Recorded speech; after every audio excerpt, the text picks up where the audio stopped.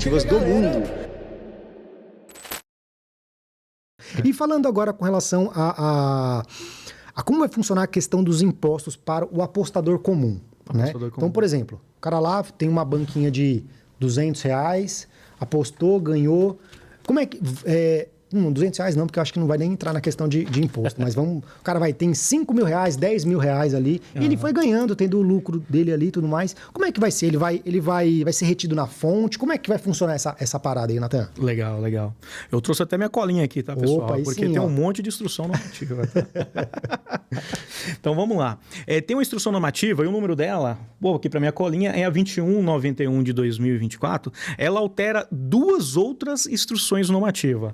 Uma é 1500 de 2014 e a 1990 de 2020. Pronto, é só essa parte aqui que eu vou passar, não vou ficar falando números para vocês mais não, tá? Então, basicamente, o que traz essa instrução normativa agora publicada neste ano? Edivan, funciona da seguinte maneira. O apostador, que ele tem ali um ganho na casa, né? E ele não atingir a primeira faixa ali, não ultrapassar a primeira faixa da tabela do imposto de renda, esse cara está isento, né? Então, você aí que ganhou, né, na sua casa de aposta lá até 2.259, você não sofre tributação. Joinha. Agora, o apostador que fez ali, né, sua fezinha ali, não sei se a gente pode, se eu posso chamar assim, mas fez a sua fezinha ali na casa e teve um ganho acima de 2.259, aí ele já está sujeito à tabela do imposto de renda. Então, se fizer 2.260, já está? Já está sujeito. Então, basicamente, como que é feito esse cálculo? Eu tenho que subtrair ali o valor investido, né? Então, sei lá, o Natan colocou R$100 e ganhou 2.500, né? Então, esse ganho foi 2.400. Opa, já ultrapassou a tabela. Ultrapassou a tabela, ele entra no critério conforme prevê a instrução normativa, que é da seguinte maneira. A casa, ela é responsável por aquela tributação, pelo cálculo daquele apostador. Tá? Então, se o Natan ele teve ali o ganho de 2.400, a casa tem que fazer o cálculo do imposto de renda, 15% sobre o saldo, tá? Retém aquele valor do seu apostador e paga só o valor líquido ali pro apostador. Mas vamos imaginar o seguinte, isso aqui é muito importante, o que o Natan está falando, e que vocês prestem muita atenção. Se vocês não compreenderem, volta o vídeo que a gente vai falar também bastante nessa tecla. Vamos imaginar, Natan, por exemplo. É porque, assim, para ficar uma coisa didática para a galera... Legal. Porque, assim, show de bola. Mas, por exemplo, vamos supor, eu coloquei lá R$100 e no mesmo dia eu ganhei 2.400. Eu vou sacar aquela grana. Essa tributação já vai vir no ato do saque ou vai esperar os 30 dias? Legal. Porque o cara pode ir lá sacar, a casa vai esperar ali... dane-se a casa. Legal. A tributação ocorre justamente no ato do crédito ou do pagamento ali, né? Porque ou o crédito ele vai direto para a conta bancária do apostador, né? Enfim, ou o pagamento através de outros meios de operação financeira. Então, no ato dessa operação, o Natan ele apostou no dia 8, foi lá e teve esse ganho. Nossa, aí o dia 9 aqui eu quero já tirar o meu recurso, tirar o meu prêmio aqui da casa, né? Então, no ato dessa retirada do recurso, a casa ela já fica ali com a responsabilidade de fazer esse cálculo e reter a parte que compete ao governo. Ah, entendi. É assim que vai funcionar. E aí, não sei se você tem essa informação, mas, por exemplo, a casa vai ser obrigada a fornecer alguma coisa falando que reteve aquele valor? Ótima pergunta. O apostador, né, assim como... Eu vou até um pouquinho mais para trás, a nossa legislação tributária, ela sempre traz a responsabilidade pela retenção do imposto para a pessoa jurídica. Tanto é que vamos imaginar, fazer uma analogia aqui, que o Edivan tem lá uma empresa, pessoa jurídica, da qual o Natan é CLT, né? O Natan sendo pessoa física e o Edivan pessoa jurídica, a responsabilidade do pagamento do imposto, na verdade do recolhimento do imposto, é do Edivan pessoa jurídica. Sim. E como que funciona a operação? Lá no Olerite do Natan, ele desconta lá, conforme o cálculo da tabela do imposto de renda, a fatia do imposto de renda. O Natan de fato pagou aquilo ali, mas o Edivan é que fica responsável por repassar isso aí na Receita Federal. Então, basicamente, essa premissa é a mesma aplicada na casa de apostas. Mesma coisa. A pessoa jurídica ela vai ficar responsável ali pelo pagamento do imposto. Eu acredito, é uma crença minha, tá, Edivan? Eu acredito que é até uma forma de você desviar a sonegação, né? Sim. Porque se a pessoa física ela tem meios ali de correr da tributação, obviamente vai desviar, né? Então, você levando essa responsabilidade para a pessoa jurídica, que no caso está sendo depositada na conta das casas de aposta, fica mais prático ali de obter aquela arrecadação lá para a União. Agora, respondendo a sua pergunta, contextualizei aqui. Todo ano, que inclusive isso aí vai mudar, tá, pessoal? Todo ano, as empresas que fazem retenção, elas são obrigadas a entregar uma declaração chamada DIRF. Né? Que agora está para mudar para o FD-REINF. Eu não vou entrar muito em termo contábil não, mas é só para contextualizar, tá? Mas enfim, essa declaração, qual é a composição dela, Edivan? Basicamente ela fala, Joãozinho, você recebeu X do CNPJ Y. Mariazinha, você recebeu Y do CNPJ X. Então, ela tem uma composição, isso da pessoa jurídica, tá? Ela tem uma composição ali de informações que leva até a Receita Federal, para a Receita Federal depois fazer o cruzamento com a declaração de imposto de renda da pessoa física. Caraca. Isso. Então, o apostador que entrou lá na Casa Bet e fez a sua aposta e sofreu essa retenção, ele vai ter que fazer a manutenção do cadastro dessa casa, porque ele vai ter que pegar um documento chamado informe de pagamento. A Casa Bet tem que gerar essa informação, compartilhar com o seu apostador para que ele possa lançar na sua declaração de imposto de renda. Caraca! É assim que vai funcionar. Falando, Edivan, é mais extenso do que na prática, tá? Mas basicamente uma empresa que já atua, né, que já tem nossos sistemas preparados para fazer a retenção, ela só vai montar aquela declaração, né? Obviamente validar com o contador responsável e tudo mais, e transmitir para a Receita Federal. Fez essa transmissão, vai emitir lá o documento de informe e vai compartilhar com você, apostador, para você alimentar a sua declaração de imposto de renda da pessoa física. E vai existir a possibilidade de restituição do valor de imposto? No caso... Excelente pergunta. Você tá boa de fazer pergunta hoje. Meu papel é esse. Muito bom. Eu gosto disso. Legal. Então, como que funciona? No caso, isso também é informação aqui da instrução normativa, tá? No caso de quem opera aí na casa de aposta, esse tipo de rendimento, ele é tributado exclusivamente na base. Tá? Então você, apostador, né, que vai receber o seu informe de pagamento e precisa lançar na sua declaração de imposto de renda pessoa física, vai ter uma ficha lá dentro do programinha que é rendimentos tributáveis exclusivamente na fonte. Então, por conta dessa tributação exclusivamente na fonte, ou seja, você paga ali, pronto e acabou. Então, você não tem essa possibilidade de restituição. Entendi. É diferente, trazendo uma analogia aqui para o pessoal, é diferente de um trabalho assalariado, por exemplo. Né? O trabalho assalariado, você tem lá o seu salário determinado e conforme, né, o seu calendário, eu tive despesas com plano de saúde, eu tenho dependentes. Aí você pode fazer o lançamento porque justamente porque é uma declaração de ajuste.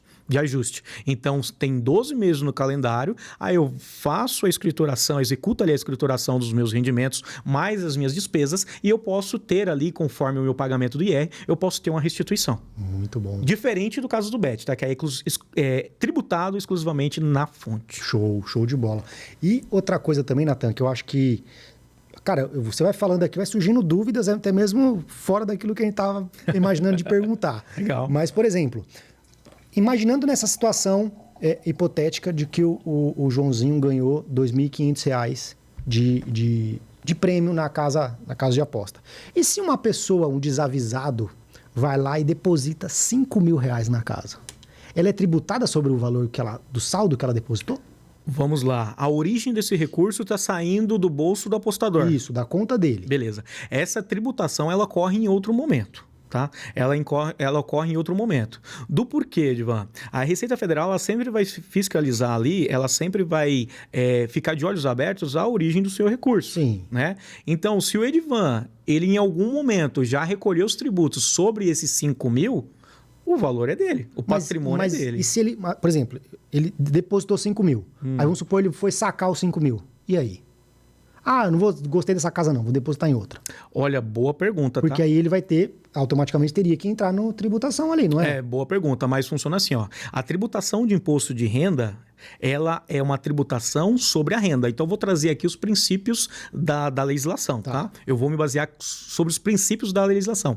Porque, de fato, essa operação aí, ela não traz nada de forma explícita na lei. Porque isso daí, o que você está falando, é bem interessante, porque, assim, a gente estava até falando sobre os políticos e tudo mais, de ter uma participação ativa em quem legisla de um profissional que atua no mercado. Exato. Né? Que atua no mercado. Porque se o Natan não atua no mercado, como que eu posso falar sobre tal assunto? Como que eu posso legislar sobre tal assunto? Se for área tributária, beleza, o Natan vai se envolver. Mas se não for daquela área, não tem como eu palpitar, né?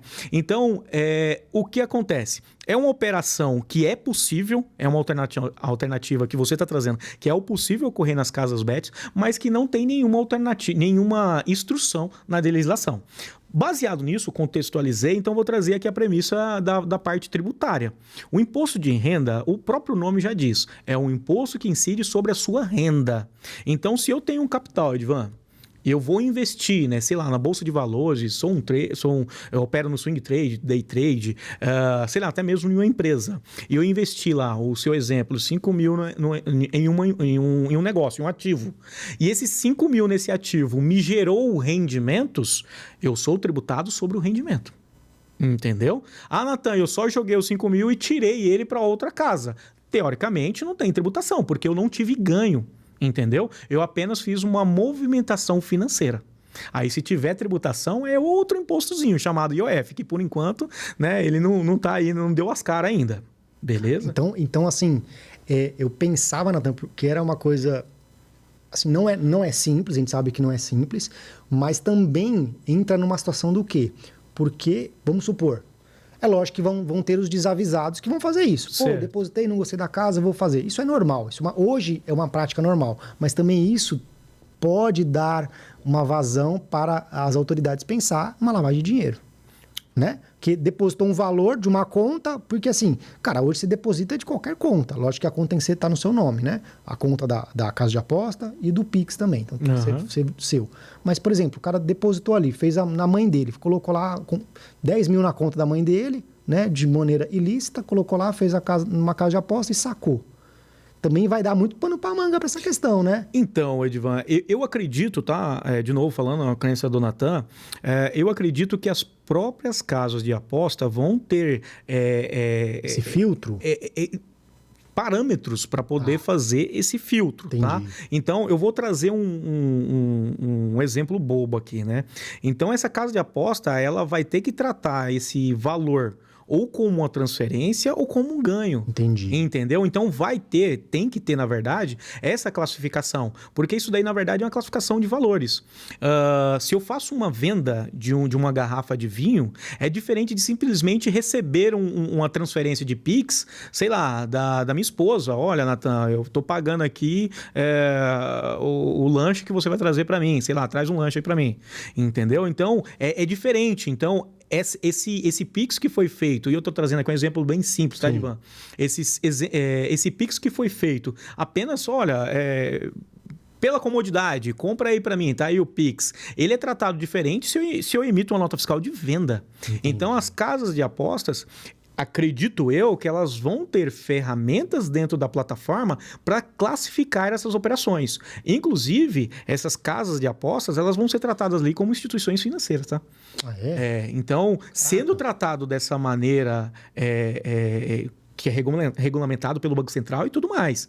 Então, sendo tratado dessa maneira, Edvan, ela vai ter que trazer ali ferramentas para classificar as operações. E classificando essas operações, eu vou saber quando é um desavisado, que nem você citou, que está jogando dinheiro para um lado e para o outro, ou então uma situação de ganho, né? Ou obtive ganho. Coloquei 5 mil e, sei lá, tive 3 mil aqui de ganho. Eu sou tributado só sobre os meus 3 mil. Show. Isso é... Pode falar. A instrução, desculpa te interromper, a instrução normativa ela traz essa forma de apuração, né? Que eu tenho que pegar o valor que eu estou investindo versus o valor do ganho, né? Então, um menos o outro ali que é o ganho da operação. E também numa situação hipotética, o cara depositou 5 mil. Uhum. Que a gente está falando na parte de ganho, a gente sabe que as pessoas que ganham é só 3% da população apostadora, né? Então, a parte de perder vai acontecer muito. Eu só perdi, pessoal. É por isso que você é bom contador. O cara depositou 5 mil reais. Certo. Perdeu 1.000. E vai sacar os 4 mil, também não vai pagar imposto. Legal. Mesmo ele sacando acima do valor mínimo para ser tributado. Legal. Esse ponto, né, é bem interessante, que tem lá um inciso que traz justamente sobre essas perdas. É indedutível, tá? Infelizmente. Nossa. Então, é diferente, por exemplo, eu vou trazer um cenário aqui, quem opera no day trade, né? Quem opera no day trade lá, na Bolsa de Valores e tudo mais, quando se obtém um ganho, é tributado lá, conforme a tabela, a alíquota do day trade lá direitinho. Quando se tem uma perda, né? Eu posso utilizar desse prejuízo para abater ganhos futuros. Nas operações da casa de apostas, não. Já traz lá um inciso bem claro e transparente. Se você obteve perca, independente de se foi naquele momento ou em outras situações, você não pode abater imposto, aí responde sua pergunta. Bom, perdeu, não tem o que se fazer. E o informe de rendimento ali de imposto de renda pode ser utilizado, o dos ganhos da casa de aposta, para um financiamento de algum bem, alguma coisa? Interessante. Vamos lá, até fazendo um gancho sobre essa outra ponta da perda, tá? É bom deixar uma ressalva para o pessoal, né? Que assim, conforme eu dei o exemplo, lá na Bolsa de Valores, lá eu posso obter, né, enfim, o abatimento. No caso, se eu perder, né, nas apostas, deixar isso bem frisado para o pessoal. É tratado como indedutível. Então, não pode abater nada, beleza? Não pode abater nada, independente da posição. Pô, Natan, eu perdi, sei lá, 5 mil reais, perdi 2 mil reais. Não pode. Só que isso aí até mesmo para poder evitar lavagem de dinheiro ou qualquer outra operação fraudulenta, tá, o Edivan? Se tiver uma movimentação muito acima do normal, tá? Do normal, pode chamar a atenção do fisco.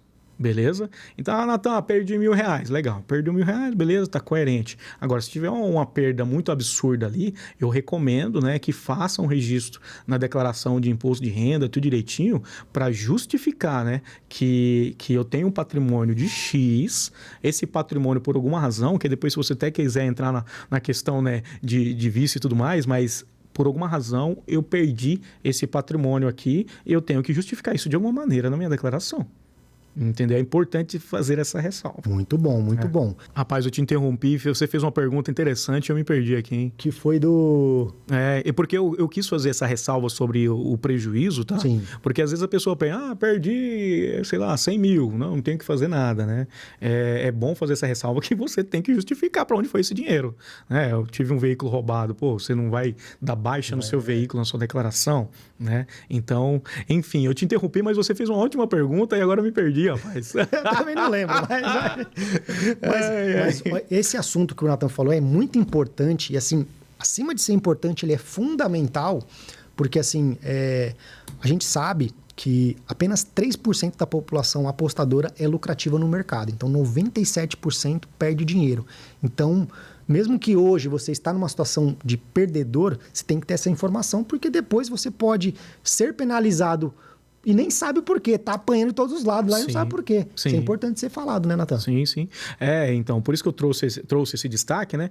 Porque são dois lados, né, que tem que ser observado, né? Então, tem o ganho? Tem. Vai sofrer tributação. Teoricamente, quem está apostando não tem que ter nenhuma ação sobre aquilo, né? Obviamente não vai ficar contente porque o valor vai vir menor. Sim.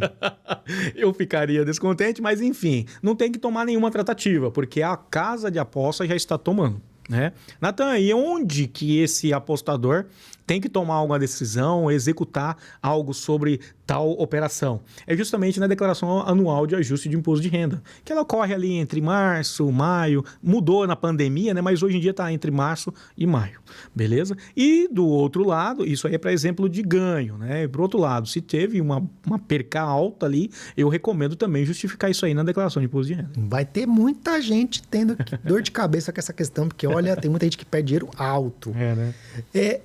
Eu vou precisar, vamos supor, o Joãozinho lá vai precisar abrir um CNPJ para apostar? Não precisa, tá? A casa de aposta, na verdade, ela vai fazer a validação do apostador através do seu CPF, nome completo, enfim, ele vai ter algumas ferramentas ali de validação, inclusive a conta bancária, tá? Você vai destinar a conta bancária lá, essa conta bancária, ela tem que estar amarrada ao seu CPF. Sim. Eu quero colocar o CPF da minha esposa, eu quero colocar o CPF do meu filho, não pode. Então, o apostador ali tem que ter todas essas amarrações. Natan, mas vai precisar de CNPJ? CNPJ não. O que eu posso trazer aqui como CNPJ é assim, ó. Existe o apostador que ele enfim, ele trata aquilo como entretenimento. Você classificou, olha, eu aposto com entretenimento, eu aposto ali profissional, já mudei de patamar.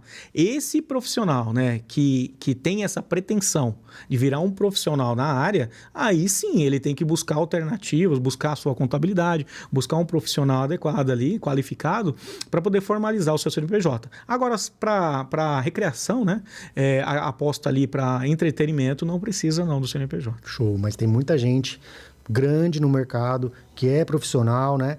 E não tem CNPJ, não está regulamentado. Procura o serviço do Natan, que você vai ser muito bem assessorado. Isso é bom você ser incisivo e falar, viu?